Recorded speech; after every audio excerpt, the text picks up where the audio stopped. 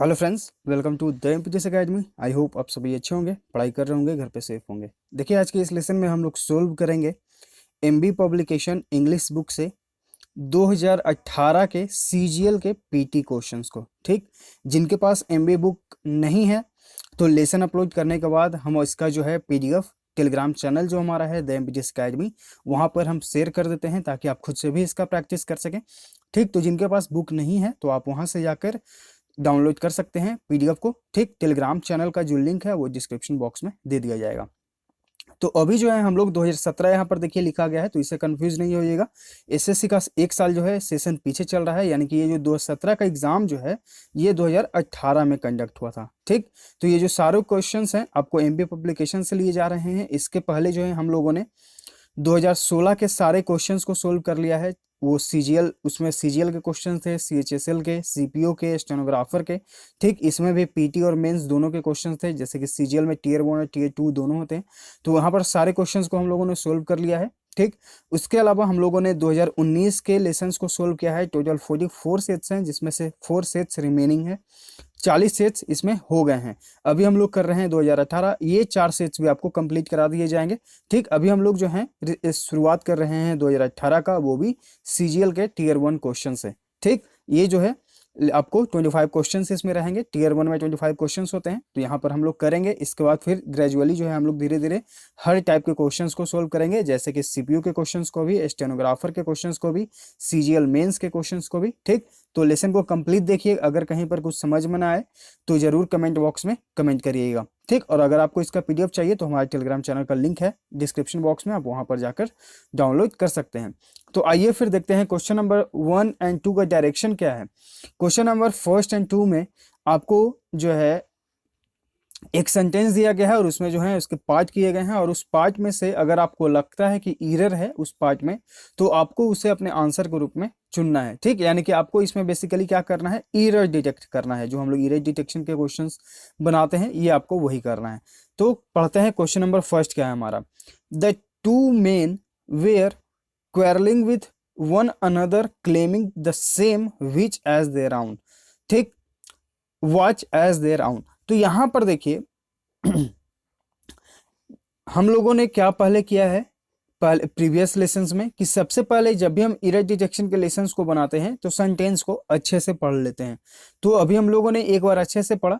उसके बाद अब यहां पर देखिए हम पार्ट वाइज इसे देखेंगे कि the two men were, the two यानी कि एक से अधिक हो गया तो हमारा भर भी प्लूरल होना चाहिए। सब्जेक्ट प्लूरल है तो भर भी प्लूरल, तो पार्ट 1 में कोई दिक्कत नहीं। आगे बढ़ते हैं। क्वेरल के साथ प्रीपोजिशन विथ लगना चाहिए या इन लगना चाहिए, ऑफ लगना चाहिए, एट लगना चाहिए। तो यहाँ पर जो है ये क्वेरल के साथ प्रीपोजिशन का जो यूज हुआ है विथ, ये भी सही है, कोई दिक्कत नहीं है। अगर आपको फिक्स प्रीपोजिशन के लेसन्स देखने हैं, अच्छे से समझने हैं, ठीक, तो आप जो है हमारा जो यूट्यूब चैनल है द एमपीटीएस एकेडमी, उसके प्लेलिस्ट सेक्शन में जाएंगे, वहाँ पे आपको मिलेगा एसएससी सीएचएसएल 2020-21। ठीक, आप उस प्लेलिस्ट में जाकर देखिए, वहाँ पर 2 लेसन जो है फिक्स प्रीपोजिशन के ऑलरेडी करा दिए जा चुके हैं, और भी लेसन इसमें प्रोवाइड किए जाएंगे। ये जो है आपको सीजीएल और सीएचएसएल जो 2021 में अप्रैल और मई मंथ में होना है, उनके लिए वो लेसन्स प्रोवाइड किए जा रहे हैं। हम लोग प्रीवियसली जो है बहुत सारे क्वेश्चंस करके गए थे। जो हाल ही में सीएचएसएल का एग्जाम हुआ है, सीजीएल का एग्जाम हुआ था मार्च अप्रैल में। ठीक, तो वहाँ पर जो है बहुत सारे स्टूडेंट जो है एग्जाम देने के बाद वो आए और कमेंट भी किए हैं कि किन्हीं का जो है 24 क्वेश्चन सही हुआ है आउट ऑफ 25 में। ठीक, किन्हीं का जो है 18 सही हुआ है, किन्हीं का 19 हुआ है, किन्हीं का 17 भी हुआ है, किन्हीं का 21 भी हुआ है। तो इस तरह से उन्होंने अपना कमेंट किया कि हाँ जो है बहुत ही यूजफुल हुआ था एमबी पब्लिकेशन का सॉल्यूशन देखने से। इवन जब सीजीएल मेंस का हुआ है उनमें भी बहुत सारे कैंडिडेट्स तो हमारे साथ उस समय नहीं जुड़े थे, लेकिन जो जुड़े हुए हैं उनमें से एक का जो मार्क है वो है 187 और एक का मार्क है 155। और भी कोई होंगे जो शायद अभी तक नहीं बताएं, लेकिन हमें ये दोनों का जो है मार्क्स पता है। तो आप जो है एमबी पब्लिकेशन को एकदम अच्छे से इनका सॉल्यूशन देखिए। कहीं पर अगर कुछ समझ में ना आए तो जरूर कमेंट करते जाइएगा। ठीक, तो चलिए आते हैं अब यहाँ पर देखिए, यहाँ पर ये प्रीपोजिशन का खेल तो सही है। इसके बाद हम आगे पढ़ते हैं। यहाँ पर यूज हुआ है वन अनदर, जबकि हम लोग प्रीवियस लेसन में ये पढ़े हैं कि जब भी 2 लोगों का बात हो तो हम लोग ईच अदर का प्रयोग करते हैं। क्या प्रयोग करते हैं? ईच अदर का। तो यहाँ देखिए दो का बात है, तो यहाँ पर क्या हो जाएगा? ईच अदर हो जाएगा। तो एरर क्या है आपका? ऑप्शन बी में वन अनदर का जो प्रयोग होता है वो जब दो से अधिक लोगों या दो से अधिक चीजों के बारे में बात हो तब हम लोग, यानी कि टू प्लस जहां पर बात हो तब हम लोग वन अनदर का यूज करेंगे। अगर सिर्फ दो हो तो यहाँ पर हम लोग ईच अदर का यूज करेंगे। ऑप्शन बी में एरर है। ठीक, आते हैं क्वेश्चन नंबर 2 पे। Everybody knows that the Bhutan is the most peaceful of or sorry of all other countries of the world. तो ये देखिए यहाँ पर एक एडजेक्टिव का रूल है। ठीक, यहाँ पर एक एडजेक्टिव का रूल है कि जब भी दो चीजों में कंपैरिजन हो, ठीक, जब भी दो चीजों में कंपैरिजन हो और उसमें भी जब कंपैरेटिव डिग्री में वो कंपैरिजन दिया गया रहे तो हम यहाँ पर अदर का यूज करेंगे। ठीक, लेकिन अगर हम लोगों देखें कि सेंटेंस में एक सुपरलेटिव डिग्री का यूज हो जाए तो हम उस अदर का प्रयोग नहीं करेंगे। ठीक, तो चूंकि हम देख रहे हैं कि everybody knows that Bhutan is the most peaceful, ये देखिए सुपरलेटिव डिग्री है। ठीक, तो जब भी सुपरलेटिव डिग्री का बात हो जाए तो उसके बाद जो है हम अदर या फिर इल्स का प्रयोग नहीं करते हैं। अदर या इल्स का प्रयोग हम लोग नहीं करते हैं। तो एरर जो है वो आपका ऑप्शन सी में है। यहाँ पर जो ये आपका अदर यूज हुआ है ये आपको रिमूव करना होगा। ऑप्शन सी में यहाँ पर एरर हो जाएगा। आते हैं क्वेश्चन नंबर 3 to 4 पे। यहां पर देखिए आपका फिल इन द ब्लैंक है। ठीक, the higher you climb the more difficult it fill in the blank to breathe. देखिए पहला पार्ट आपका कंपैरेटिव डिग्री, तो दूसरा पार्ट भी आपका जो कॉमा वाला पार्ट होगा वो भी कंपैरेटिव डिग्री। तो द हायर यू क्लाइम, ठीक, द मोर डिफिकल्ट, ये आपका हो गया कंपैरेटिव डिग्री, द हायर, उसके बाद द मोर, ये भी कंपैरेटिव डिग्री। तो ये वाले फॉर्म में तो ये आ गया। उसके बाद है कि it fill in the blank to breathe. अब ऑप्शंस पहले देख लेते हैं। बिकेम, बिकम्स, हैज बिकम या फिर इज बिकमिंग। यहां पर देखिए द हायर यू क्लाइम यानी कि सब्जेक्ट प्लस वर्ब का फर्स्ट फॉर्म है, ये प्रेजेंट में है तो इस पार्ट को भी हम लोग प्रेजेंट में ही कंप्लीट करेंगे। तो सब्जेक्ट ये सिंगुलर तो वर्ब भी सिंगुलर, तो यहाँ पर बिकम्स आपका राइट आंसर हो जाएगा, यानी कि वर्ब के फिफ्थ फॉर्म को ऑप्शन बी यहाँ पे आपका राइट आंसर है। Question number 4, Neha has been crying fill in the blank morning. तो देखिए मॉर्निंग है, एक निश्चित समय है, तो हम लोग फॉर और सिंस का यूज अच्छे से सीखे हैं।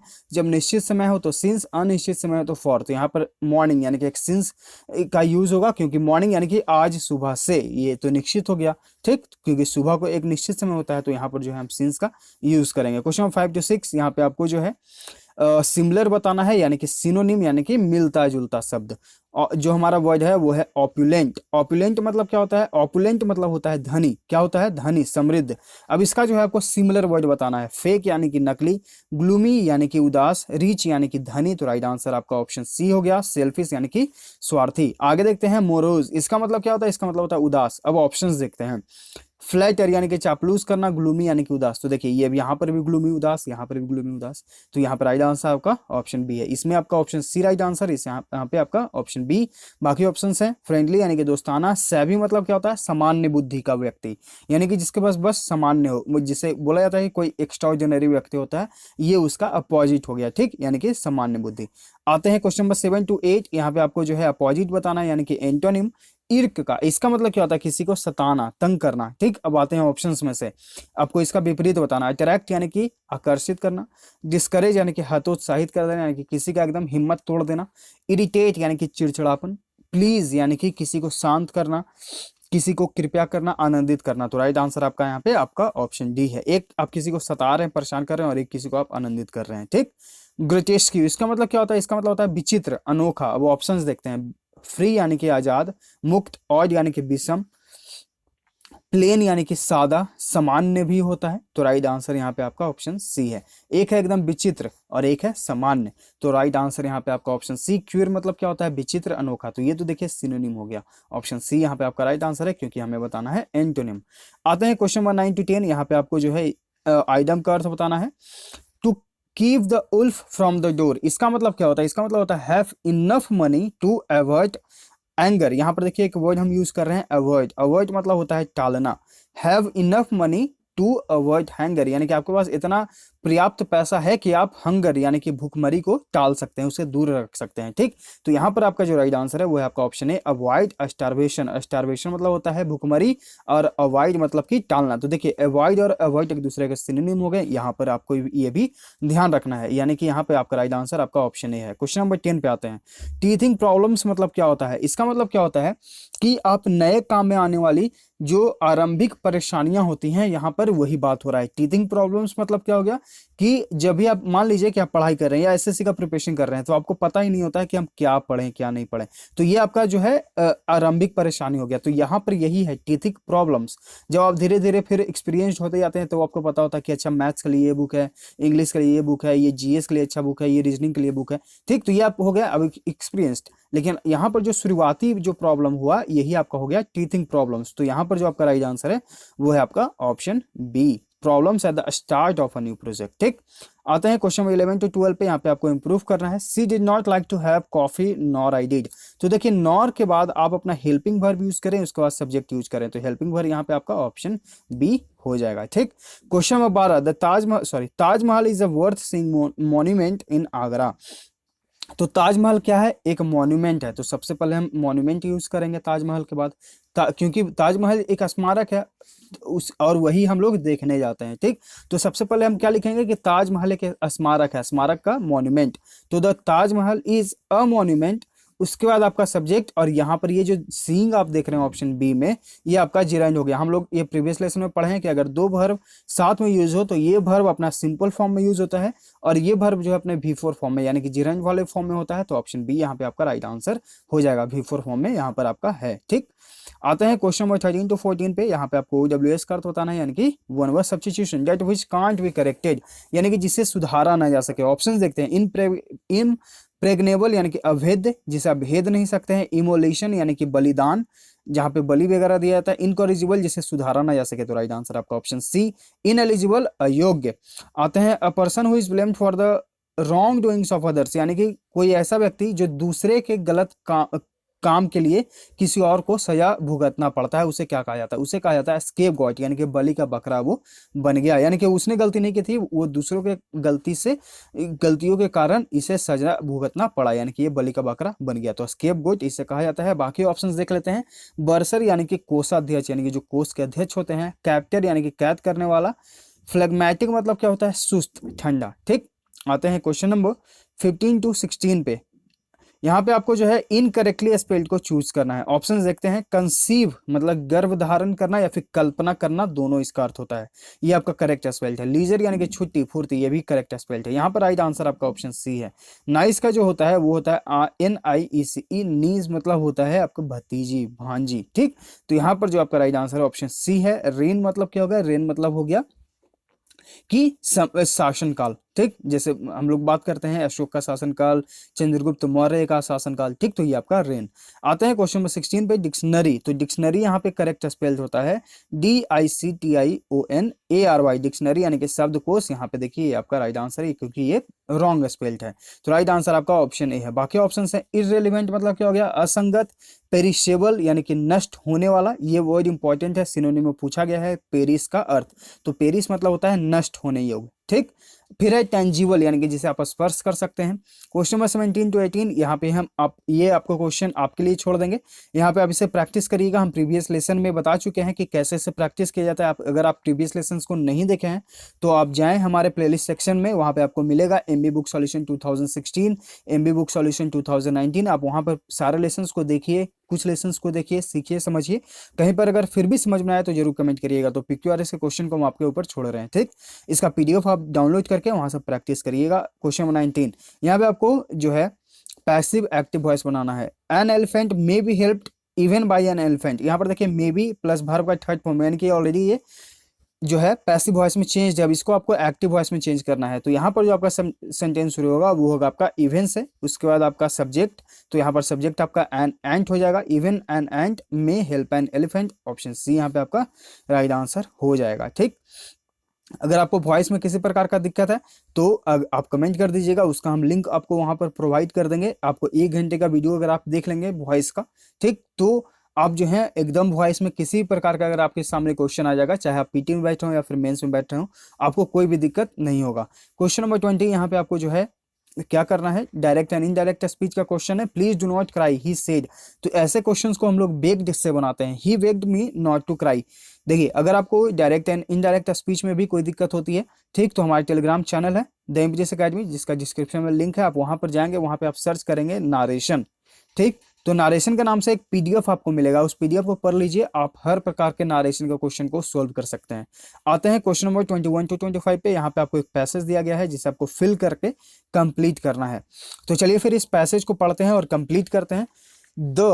उसके बाद आपका जो है fill in the blank of lectures could be enhanced by introducing the lecture with a brief review of the work, fill in the blank. फिर से तो यहाँ पर चलिए हम आते हैं, डायरेक्ट हम आंसर को बताएंगे, अब इसे प्रैक्टिस करिएगा, हम इसको आपको बस समझा देंगे, ठीक। द इफेक्टिवनेस ऑफ लेक्चर्स, जो हम वर्ड यूज कर रहे हैं यहाँ पे आपका ऑप्शन बी में है, ठीक, यहाँ देखिए इफेक्टिवनेस ऑप्शन बी में है। इफेक्टिवनेस मतलब होता है प्रभाव, जो लेक्चर्स का प्रभाव होता है, कुड बी इनहेंस यानी कि उसमें वृद्धि की जा सकती है, bye introducing the lecture with a brief review, यानी कि जो लेक्चर है उसके एक संक्षिप्त रिव्यू को इंट्रोड्यूस करके, यानी कि जब लेक्चर शुरू हो तो उसके शुरुआत में हम इसे लगाकर उस लेक्चर को जो है हम इनहेंस कर सकते हैं, यानी कि उसके प्रभाव को, जो लेक्चर का प्रभाव है उसे हम इनहेंस कर सकते हैं, उसमें वृद्धि कर सकते हैं, ठीक, ये समझ में आया। ऑफ द वर्क, उसके बाद आगे जो है वो है प्रीसीडिंग, जो वर्क जो प्रीसीडिंग है लेक्चर का, उसको जो है हम लोग उसके आगे एक उसका इंट्रोड्यूसिंग को लगाकर हम उसके प्रभाव को इनहांस कर सकते हैं। It should also be indicated, यानी कि यह भी वहां पर दिखाया जाना चाहिए, हाउ द डेज लेक्चर जो fits into the course pattern, यानी कि जो हर दिन का जो लेक्चर होता है वो कोर्स के पैटर्न को किस प्रकार से फिट बैठता है, यानी कि उसमें योग्य बैठता है, उसमें उचित बैठता है, ठीक। अ लेक्चर शुड, फिर आगे है अ lecture should randomly be presented in one unbroken discourse, यानी कि जो लेक्चर है, यानी कि जो आप भाषण दे रहे हैं, जो आप पढ़ा रहे हैं, should seldom be presented in one unbroken discourse, यानी कि जो आपका लेक्चर प्रोवाइड कर रहे हैं वो जो है अनब्रोकन डिस्कोर्स में हो, यानी कि जैसे कि क्या होता है कि जैसे हम ही बताते हैं सीजीएल का आपका सॉल्यूशन करा रहे हैं, तो उसमें 200 क्वेश्चंस होते हैं, ठीक, तो 200 क्वेश्चंस होते हैं, तो हम एक बार नहीं बताकर हम उसको 50-50 क्वेश्चंस में करके आपको बताते हैं, या फिर 100 क्वेश्चंस में करके आपको बताते हैं। तो यहाँ पर यही बात हो रहा है कि आप लेक्चर को क्या करें कि इस प्रकार से अनब्रोक ना करें, यानी कि तोड़े ना उसे जो है आप एक ही बार में 200 क्वेश्चंस को बता दें, यहाँ पर यही आपको बोला जा रहा है।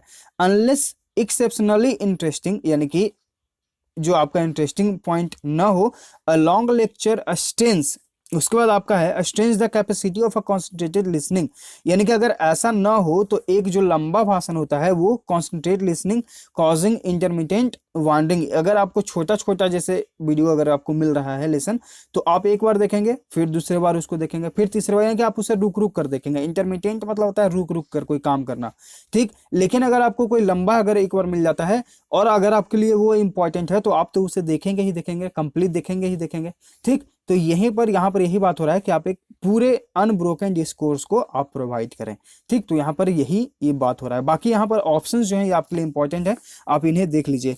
कंडीशंस यानी कि स्थिति, इफेक्टिवनेस यानी कि प्रभाव, इफिशियंसी यानी कि दक्षता, ये एसएससी में पूछा गया है सिनोनिम एंटोनिम में। इंटरेस्ट यानी कि ब्याज या फिर रुचि। असेंडिंग यानी कि आरोही क्रम में। प्रीसीडिंग मतलब क्या होता है, इसका मतलब होता है पूर्ववर्ती, यानी कि जो उसके पूर्व हो चुका हो। रिसाइटिंग यानी कि बोलकर पढ़ना। सक्सीडिंग मतलब क्या होता है, सफल होना, ठीक। ऐड यानी कि जोड़ना। फिट यानी कि उपयुक्त होना, बैठना। गेट्स यानी कि पाना। फिर है कंटिन्यूअसली यानी कि लगातार। ऑफेन यानी कि अक्सर। रैंडमली यानी कि कभी कभार, ठीक, यानी कि रैंडमली मतलब होता है निरुद्देश्यता, यानी कि आप बिना उद्देश्य के कोई काम कर देते हैं, रैंडम आप कर देते हैं, बिना कुछ सोचे समझे आप उस काम को कर दिए, तो यहाँ पर वो रैंडम। उसके बाद आपका है सेल्डम। सेल्डम मतलब होता है कभी कभी, ठीक।